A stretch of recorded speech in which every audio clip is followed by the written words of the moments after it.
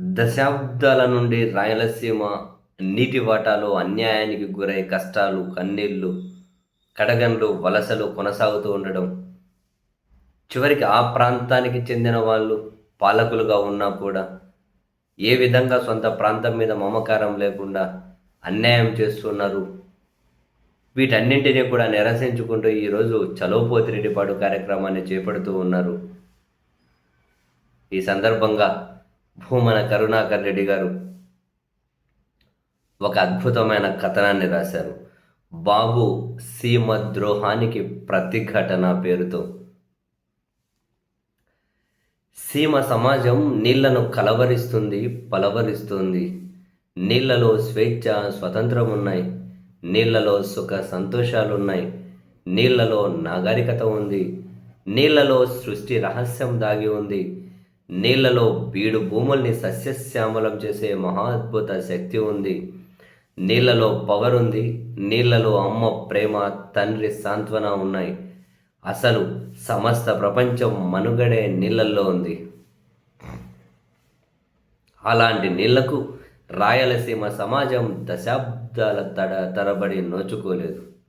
రాయలసీమ సస్యశ్యామలం కావాలంటే కృష్ణా జలాలే దిక్కు.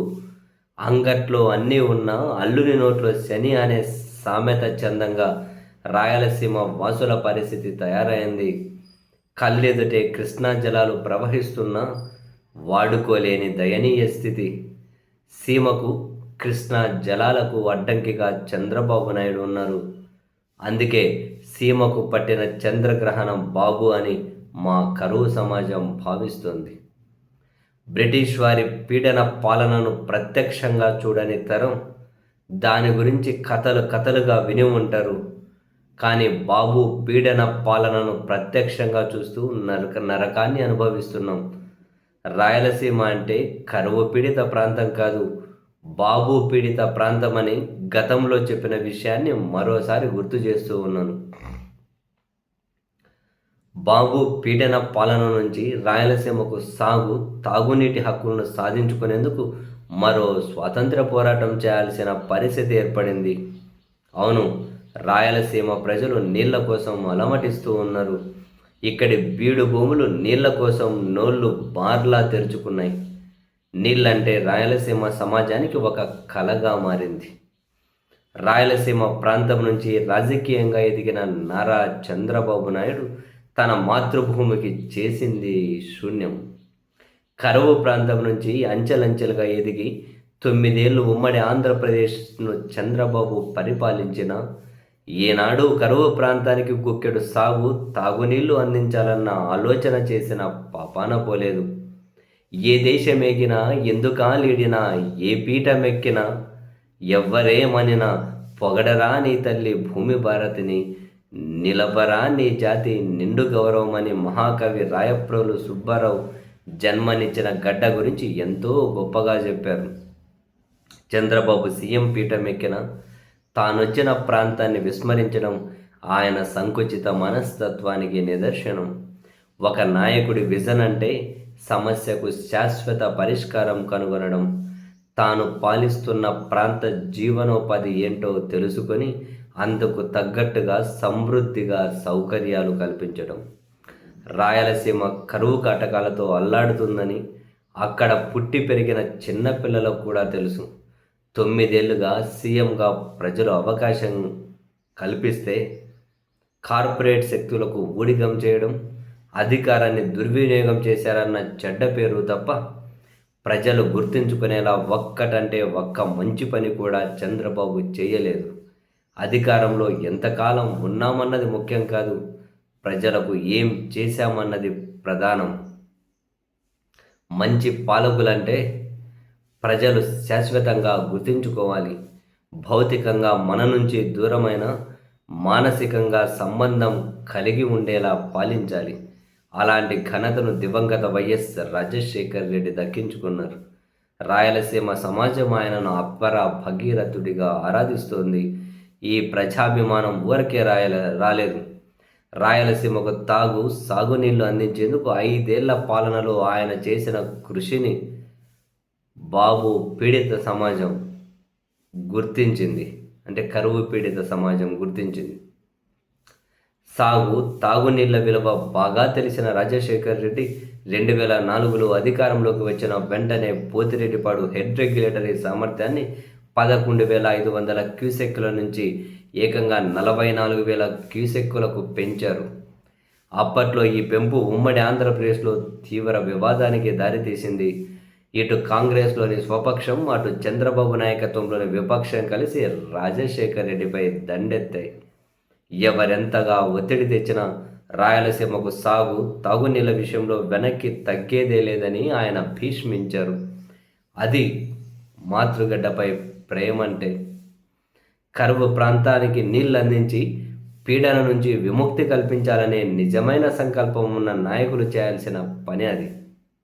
అందుకే రాయలసీమ ప్రజల గుండెల్లో వైఎస్ఆర్ కొలువుదీరారు. తండ్రి ఆశయ సాధనలో భాగంగా 2019లో అధికారంలోకి వచ్చిన వైఎస్ జగన్మోహన్ రెడ్డి మరో 10 అడుగులు ముందుకేశారు. రాయలసీమను శాశ్వతంగా కరువు నుంచి విముక్తి చేసేందుకు 3,825 కోట్ల ఖర్చుతో రాయలసీమ లిఫ్ట్ ఇరిగేషన్ ప్రాజెక్టుకు 2020 మే 5న శ్రీకారం చుట్టారు.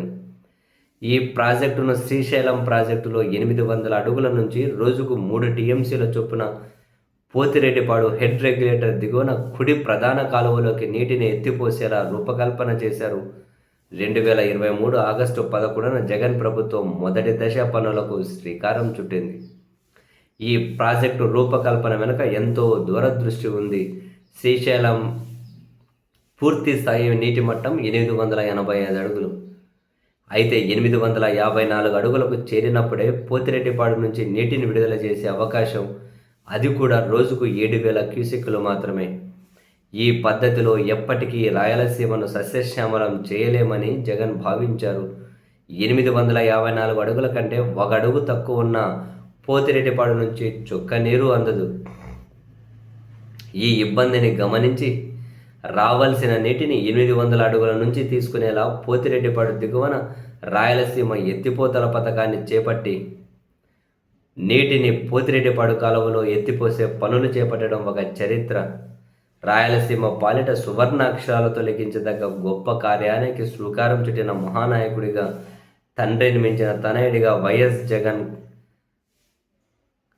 జగన్ను కరువు ప్రాంతం గుర్తించుకుంటుంది.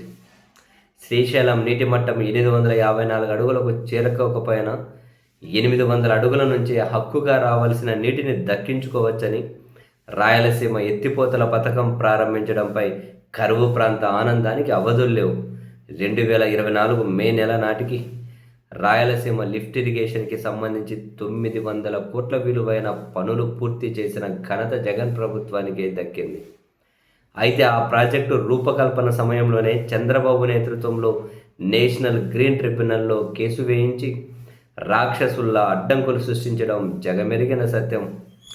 ఈ అడ్డంకుల్ని లెక్క చేయకుండా మా ప్రభుత్వం రాయలసీమ లిఫ్ట్ ఇరిగేషన్ పనులు పూర్తి చేయడంలో అడుగులు ముందుకు వేసింది. అందుకే ఆ మాత్రం పనులు పూర్తయ్యాయి. ఆ తర్వాత వచ్చిన చంద్రబాబు నేతృత్వంలోని ప్రభుత్వం పొరుగు రాష్ట్రంలో శిష్యుడైన రేవంత్ రెడ్డి ప్రలోభాలకు తలొగ్గి రాయలసీమ లిఫ్ట్ ఇరిగేషన్ పనుల్ని అర్ధాంతరంగా నిలుపుదల చేసింది. తాను చెప్పడం వల్లే చంద్రబాబు రాయలసీమ లిఫ్ట్ ఇరిగేషన్ పనుల్ని నిలుపుదల చేసినట్టు అసెంబ్లీ వేదికగా రేవంత్ రెడ్డి ప్రకటించడం ఆశ్చర్యం, ఆందోళన కలిగించాయి. సీమకు కృష్ణా జలాలు అందించేందుకు పోతిరెడ్డిపాడు హెడ్ రెగ్యులేటరీ సామర్థ్యాన్ని 44,000 క్యూసెక్కుల నుంచి 80,000కు జగన్ పెంచడమే ఒక అద్భుతం. రాయలసీమతో పాటు నెల్లూరు, చెన్నైకి రాయలసీమ లిఫ్ట్ ఇరిగేషన్ ఒక సంజీవనిగా జగన్ భావించారు. సాగు, తాగునీళ్లకు నోచుకొని రాయలసీమ ప్రాంతానికి రాయలసీమ లిఫ్ట్ ఇరిగేషన్ను ఇక ఇన్సూరెన్స్ పాలసీగా భావించి జగన్మోహన్ రెడ్డి తీసుకొస్తే దాన్ని గొంతు కోసిన పాలకుడిగా చంద్రబాబు చరిత్రలో చీకటి అధ్యాయాన్ని రాసుకున్నారు. రాయలసీమకు సాగునీటితో పాటు నెల్లూరు సాగునీటికి చేస్తున్న ద్రోహాన్ని నిరసిస్తూ వైసీపీ ఫిబ్రవరి 5న చలో పోతిరెడ్డిపాడు తలపెట్టింది. ఇది రాయలసీమ సమాజం చేపట్టిన నీటి స్వతంత్ర పోరాటంగా చూడాలి. తమ ప్రాంతానికి చంద్రబాబు చేస్తున్న ద్రోహాన్ని ఎండగట్టడానికి రాయలసీమ అలాగే నెల్లూరు జిల్లాల నుంచి పెద్ద ఎత్తున ప్రజానీకం తరలి రావడానికి సిద్ధంగా ఉన్నారు. అయితే మాతో పాటు ప్రజానీకాన్ని అక్కడికి వెళ్లకుండా నిలువరించాలని చంద్రబాబు సర్కారు కుట్రలు చేస్తోంది. యావత్ బాబు పీడిత సమాజానికి వాస్తవాలు తెలియకూడదనేదే ప్రభుత్వ దురుద్దేశంగా కనిపిస్తోంది.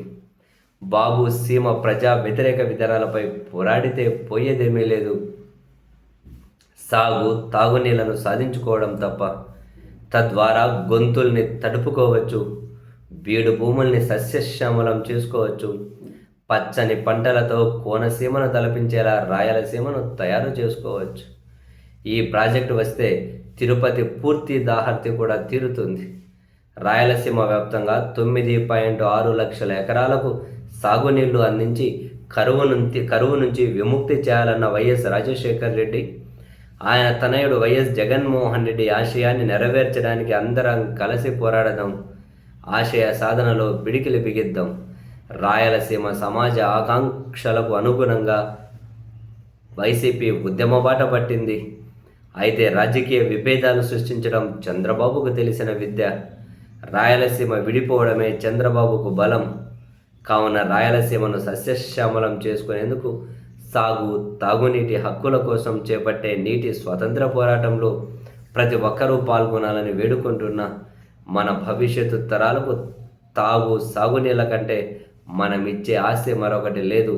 ఎందుకంటే ఈ ఆస్తికి వెల కట్టలేం. అంతే కదా.